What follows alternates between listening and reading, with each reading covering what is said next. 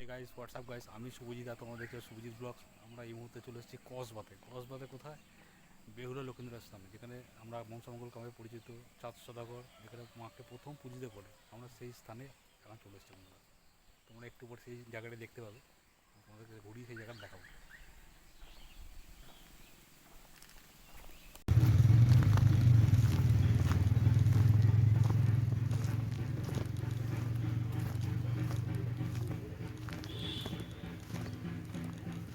এইটা কিসের মন্দির? এটা মন্দির না, আবার ইয়ে পুরনো ঘর। এটাই তো মেন মন্দির নাকি?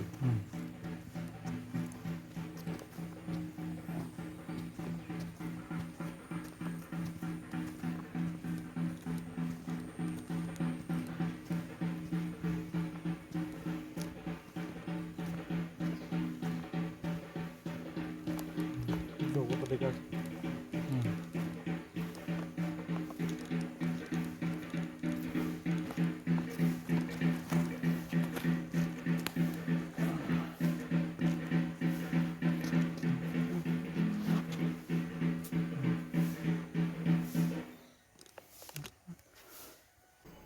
আমার নাম হচ্ছে অশোক ভট্টাচার্য। হুম।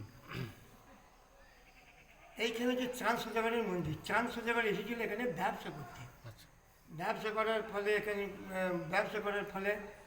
এখানে ও যখন বলছি আমি যখন চলে যাবো তখন ও চাঁদ সদাগর শিব প্রতিষ্ঠা করলো। রামেশ্বর জিউ, বানেশ্বর জিউ। এটা হচ্ছে রামের সঙ্গে। রামেশ্বর জিউ আর ওইটা হচ্ছে বানেশ্বর জিউ। আচ্ছা। এইটিকে নিয়ে পর প্রতিষ্ঠা করে এর বেহুলা লক্ষ্মীন্দরের বাসর ঘর কলাই ভেলাই করে ফেরিঘাট ডুবাঘাট দিয়ে পর পৌঁছেছে। যেখানে মনসা পুজো করে সেটা পদ্মপুকুরের পাড়ে, পদ্মপুকুরের সামনেতে পদ্মপুকুরের পাড়ে মনসা মন্দির আছে। বেহুলা লক্ষ্মীন্দরের বাসর ঘর আছে ওই সামনে। এখানে বেহুলা লক্ষ্মীন্দরের বাসর ঘর, চাঁদ সদাগর মনসা পুজো করেছিল, তাকে কামড়াইছিল সব জানো। ওই যে হচ্ছে বাসর ঘর।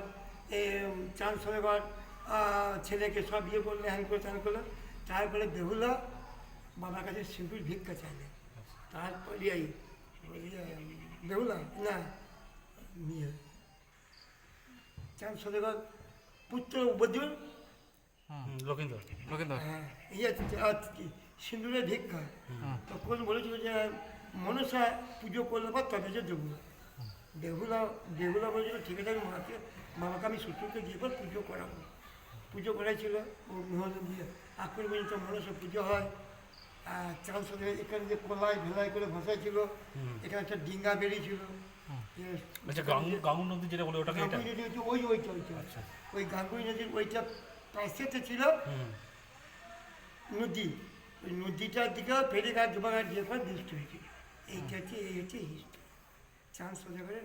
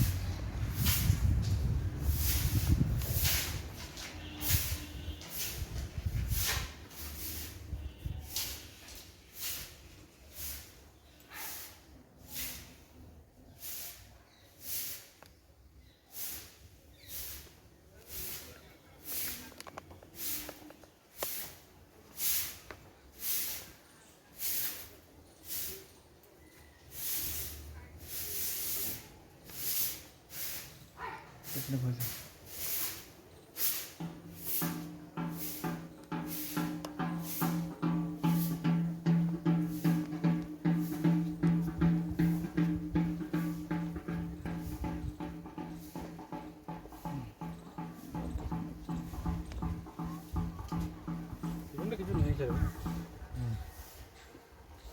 বট গাছটা ওখানে যাবো, একটু দেখানোর সম্ভব হয়।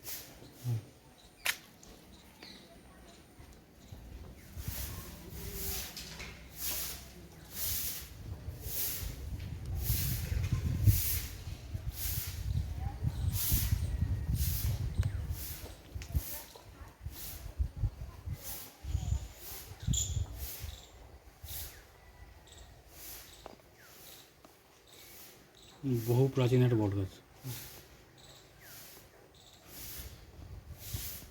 শাখা পোশাখাতে খুঁজে পাওয়া যায় না। তো মেন বোঝাই যায় না।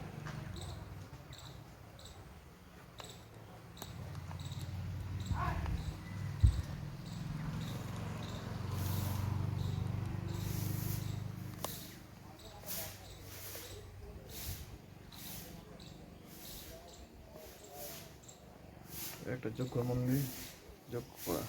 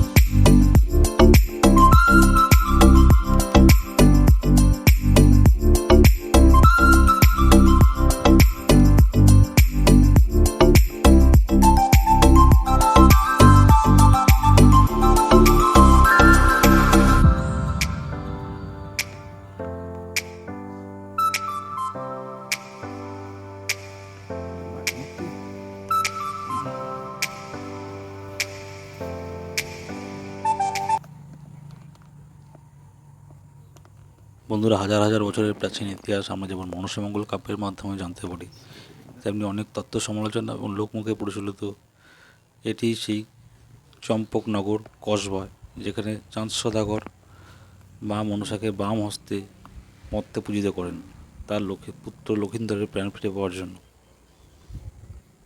বর্তমানে মন্দিরটি নবভাবে নির্মিত হয়েছে, তোমরা সেটা দেখতেই পাচ্ছ। এর পিছন দিকে একটি মন্দির আছে যেটি পুরনো মা মনসা মন্দির নামে পরিচিত মন্দির, যেখানে চাঁদ সদাগর আগে ঘট প্রতিস্থাপন করে দেবীর পুজো করতে বলে প্রচলিত আছে। এটি সেই মন্দির যেখানে ঘট প্রতিস্থাপন করে আগে পুজো হতো।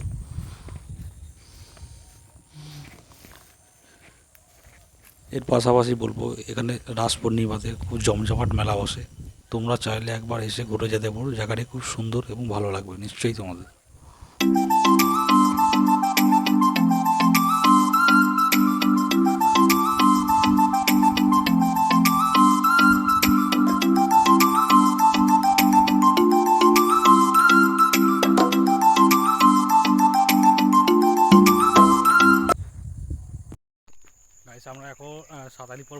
সাতালি পর্বতের দিকে যাচ্ছি, যেখানে বেহুলার আর বাসর ঘর যেখানে ছিল সেদিকে যাচ্ছি এখন। তোমাদের দেখতে থাকো বন্ধুরা। বন্ধুরা এই ইটগুলো দেখেই বোঝা যাচ্ছে কত প্রাচীন এই মন্দিরটি। দেখো কত প্রাচীন, ইটগুলো দেখেই তোমরা বুঝতে পারবে কয়েক হাজার বছরের পুরনো এই ইটগুলো। দেখো এটা হচ্ছে সাতালি পর্বত।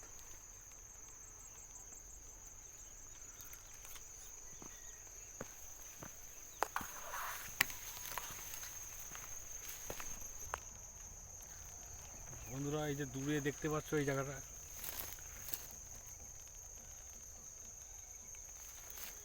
এই যে জায়গাটা ইট দিয়ে ঘেরা আছে, এটা হচ্ছে লোহার বাসর ঘর,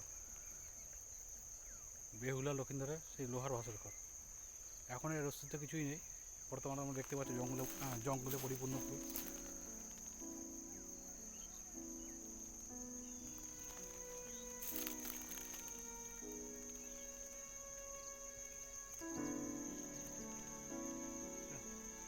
এখানে মা মনসা নিজের পুজো দেওয়ার জন্য বিশ্বকর্মার সাহায্যে একটা ছোট্ট ছিদ্র রেখে দিয়েছিল বন্ধুরা।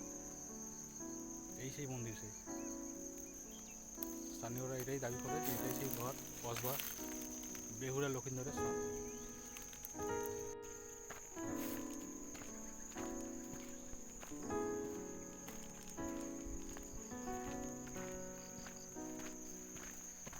আমরা এখন সাতালি পর্বতের দিকে যাচ্ছি।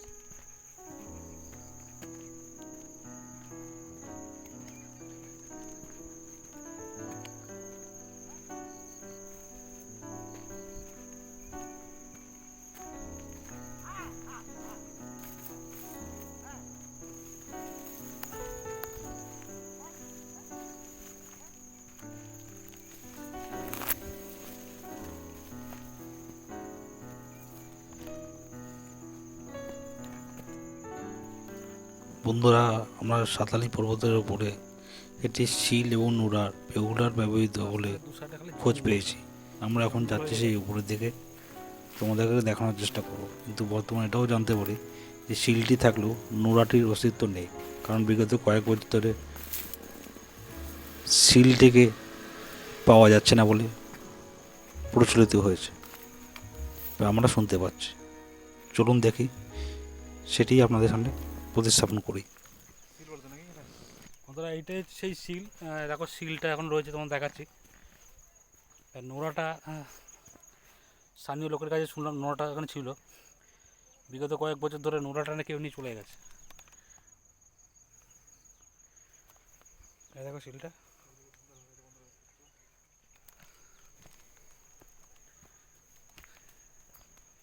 এই হচ্ছে মায়ের মন্দির উপরে।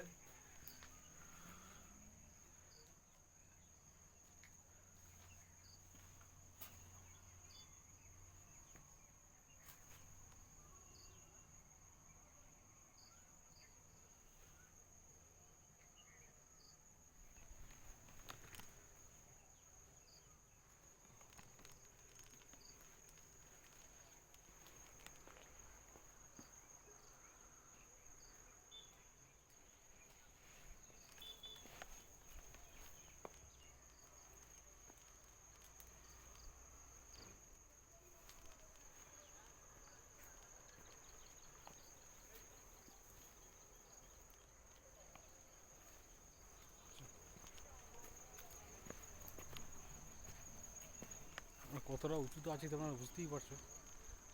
পাশে একটা পুকুর আছে, দেখো এই যে তাল গাছ আর ঝোপঝাড়ে পরিণত হয়েছে।